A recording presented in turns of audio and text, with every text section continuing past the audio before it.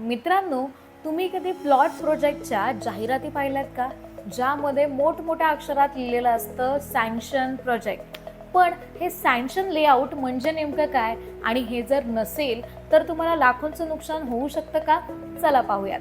नमस्कार मित्रांनो, मी संपदा आणि तुम्ही पाहताय तुमचं आवडतं प्लॉट ज्ञान. सोप्या भाषेत सांगायचं झालं तर जेव्हा एखादा मालक किंवा मग डेव्हलपर मोठी जमीन ही छोट्या प्लॉट्समध्ये कन्वर्ट करतो आणि त्यावेळी त्याला त्यासाठी लेआउटशी संबंधित जे अधिकारी आहेत त्यांच्याकडून एक मंजुरी घ्यावी लागते आणि यालाच लेआउट सँक्शन असं म्हणतात. आता यामध्ये हे अधिकारी काय तपासतात तर रस्ते योग्य आहेत का, ड्रेनेज आणि इतर सुविधांची आपण सुविधा केलेली आहे का, त्यानंतर ओपन स्पेस सोडलेला आहे का, आणि जर तुमचं प्लॉटिंग आहे ते तिथल्या स्थानिक डेव्हलपमेंट रूलनुसार आहे की नाही ते सुद्धा तपासतात. म्हणजेच लेआउट सँक्शन हा त्या प्रोजेक्टचा एक लीगल अप्रुव्हल असतो.